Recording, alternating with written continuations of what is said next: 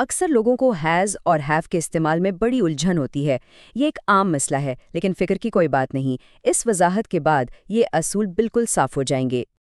آج کا مقصد ایک ایسا آسان اور قابل بھروسہ طریقہ سیکھنا ہے جس سے ہیز اور ہیو کا صحیح استعمال ہمیشہ اعتماد کے ساتھ کیا جا سکے۔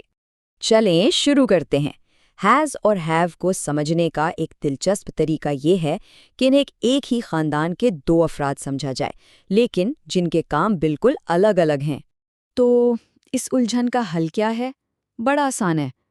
سارا راز جو ہے نا، وہ جملے کے سبجیکٹ یعنی فائل میں چھپا ہوا ہے۔ بس یہ دیکھنا ہے کہ کام کرنے والا ایک ہے یا ایک سے زیادہ۔ چلیں اب بات کرتے ہیں خاص طور پر ہیز کی۔ اس کو سمجھیں کہ یہ سنگولر سبجیکٹس یعنی واحد فائل کا ایکسپرٹ ہے۔ تو ہیز کب استعمال ہوتا ہے؟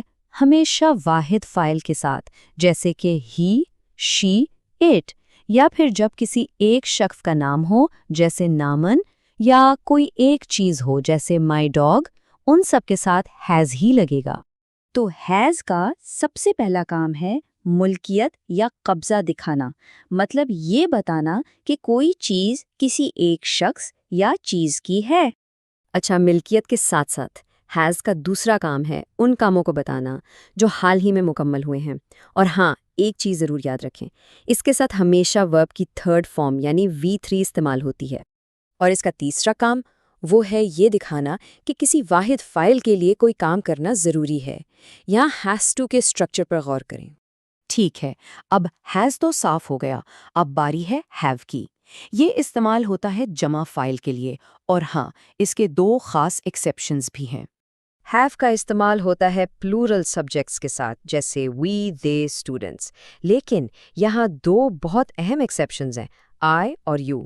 حالانکہ یہ سنگولر ہیں، ان کے ساتھ ہمیشہ ہیو ہی لگتا ہے۔ یہ ایک خاص اصول ہے جسے یاد رکھنا بہت ضروری ہے۔ ویسے ہی جیسے ہیز ملکیت دکھاتا ہے، ہیو بھی ملکیت دکھانے کے لیے استعمال ہوتا ہے، لیکن پلورل سبجیکٹس اور آف کورس آئی اور یو کے لیے۔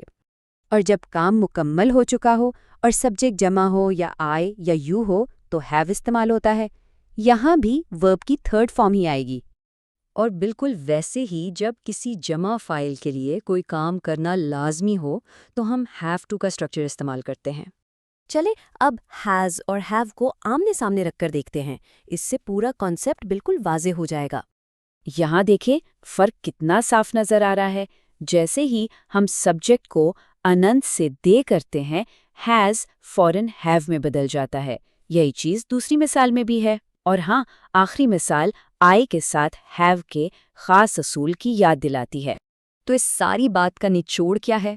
چلیں اس کو ایک بہت ہی آسان سی چیک لسٹ کی شکل میں سمجھتے ہیں۔ تو یہ رہی ایک آسان سی 3 اسٹیپ چیک لسٹ۔ پہلا قدم، جملے کا سبجیکٹ ڈھونڈے۔ دوسرا قدم، اگر سبجیکٹ ایک ہے تو ہیز لگے گا۔ اور تیسرا قدم، اگر سبجیکٹ ایک سے زیادہ ہے یا پھر آئی یا یو ہے تو ہیو استعمال ہوگا۔ بس اتنی سی بات ہے۔ چلیں اب آزمانے کی باری ہے۔